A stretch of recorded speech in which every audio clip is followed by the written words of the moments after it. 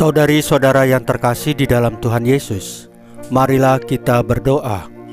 Doa yang diajarkan oleh Tuhan Yesus sendiri, dalam nama Bapa dan Putra dan Roh Kudus. Amin. Bapa kami yang ada di surga, dimuliakanlah namamu. Datanglah kerajaan-Mu, dan jadilah kehendak-Mu di atas bumi seperti di dalam surga. Berilah kami rezeki pada hari ini, dan ampunilah kesalahan kami, seperti kami pun mengampuni yang bersalah kepada kami. Dan janganlah masukkan kami ke dalam pencobaan, tetapi bebaskanlah kami dari yang jahat. Ya Roh Kudus, hadirlah saat ini untuk memimpin dan membimbing kami dalam membaca firman Tuhan Yesus dan merenungkannya, sehingga kami dapat mengerti maknanya dan dapat kami laksanakan dalam hidup kami sehari-hari di tengah masyarakat kami. Pembacaan Injil Lukas bab 8 ayat 16 sampai dengan ayat 18. Tuhan berbicara lewat siapa saja. Sekali peristiwa, Yesus bersabda kepada murid-muridnya, "Tidak ada orang yang menyalakan pelita, lalu menutupinya dengan tempayan, atau menempatkannya di bawah tempat tidur. Tetapi ia menempatkannya di atas kaki dian, supaya semua orang yang masuk ke dalam rumah dapat melihat cahayanya. Sebab tiada sesuatu yang tersembunyi yang tidak akan dinyatakan, dan tiada suatu rahasia yang tidak akan diketahui dan diumumkan. Karena itu, perhatikanlah cara kalian mendengar. Karena barang siapa sudah punya akan diberi, tetapi barang siapa tidak punya, apapun yang dianggap ada padanya akan diambil." Demikianlah sabda Tuhan. Terpujilah Kristus. Saudari-saudara yang terkasih di dalam Tuhan Yesus, 1 minggu ke depan kita akan mendengar pemulihan Yerusalem lewat kebaikan orang lain di luar umat Israel. Kita dapat memaknai pemulihan Yerusalem ini secara simbolis.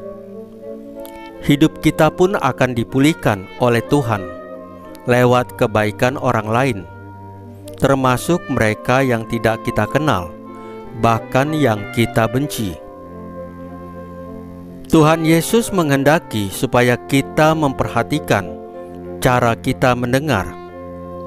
Kadang kita selektif dalam mendengarkan. Kadang kita hanya ingin mendengarkan mereka yang kita suka.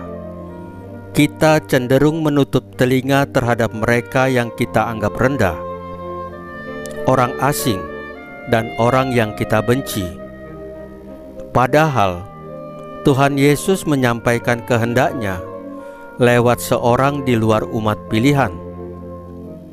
Itu berarti Tuhan Yesus menyampaikan kehendaknya kepada kita lewat cara yang tidak kita sangka-sangka.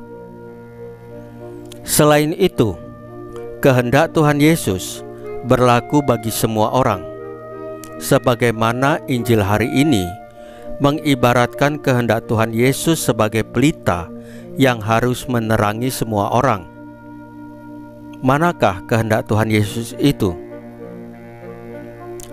Ia menghendaki semua orang selamat dan datang kepadanya untuk memuliakan dan mencintai Dia.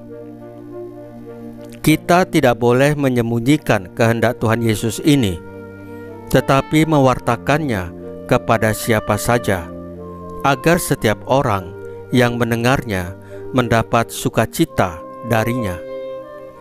Saudari-saudara yang terkasih di dalam Tuhan Yesus, marilah kita berdoa.